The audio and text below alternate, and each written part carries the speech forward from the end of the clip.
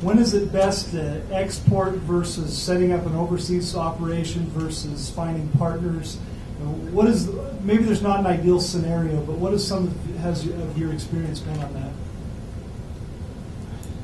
I can give you a lot of experience from most of our clients. So we work with a lot of the Tahitian Noni, New Skins, Ango, Monavie, and most of what we've done with them is they'll start, a lot of them, it basically comes up to testing the market and being basically a cost-effective venture for them.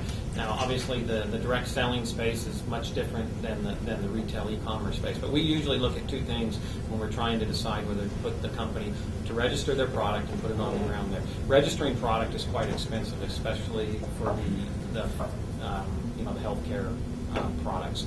Also, if you have a lot of SKUs, so if you're a retailer and you've got one or two products, it's quite easy to put those on the ground and pick and pack them in, say, a facility in Shanghai, or export them in bulk. But if you've got 900 or 15,000 SKUs, like a Sportsman's Warehouse or something like that, it's a whole different ballgame. You've really got to go through some kind of retail channel, and you've got a huge amount of warehouse and inventory to take care of them, so the cost can be astronomical. So we really look at it in that case. If they've got a small amount of SKUs, we generally have them start selling their product over the internet and see. Then when they get concentrated volume into a given market, whether that sales is, a lot of them, it'll just depend on what their business model is, whether that's 500,000 a month in sales, whether that's 10,000 a month in sales, or $1 million a month in sales. Then we work with them to take the next step. So then it's the time to actually get that product registered. Instead of shipping it direct to the consumer from the U.S., now you can put it on the ground in a warehouse in Shanghai, or a warehouse in Tokyo or Hong Kong, and you're still shipping it direct to the consumer. The nice thing is it's now being shipped direct to the consumer out of the facility inside of the country. So the consumer sees no change. Really, their distribution center has changed location from Salt Lake City to Tokyo or a different international location. But from the client's perspective, it's exactly the same. The same delivery company is delivering the product. It just didn't have that direct U.S. to transport time in there. So limited number of SKUs is a good target. You put it on the ground in country and save on transportation costs, and then being able to build and test that market and grow into it when you need to. With garage doors, you might not know it because probably everyone in this room that has a home has a garage door. But when you get out of this country, it's a luxury item.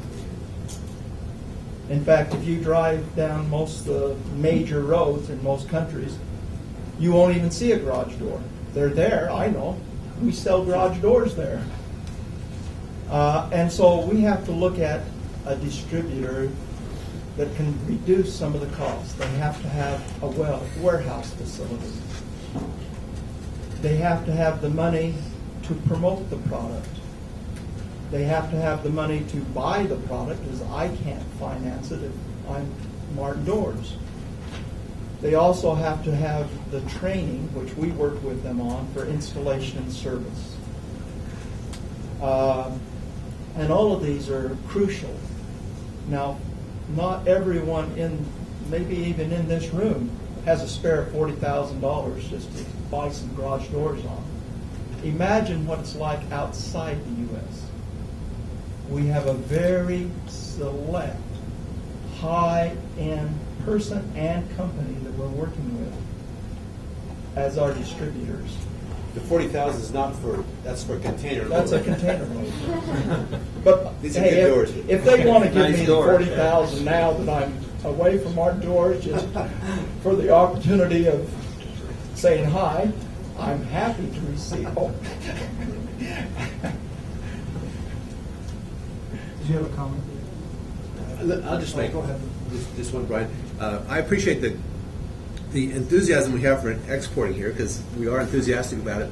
But in every company, the senior management really has to buy into it, because if a sales manager is out there saying this is important and we don't have a CEO commitment, it does take a long-term vision to make this work. And so we think that exporting is where the future is, and we're trying to change the paradigm in this country.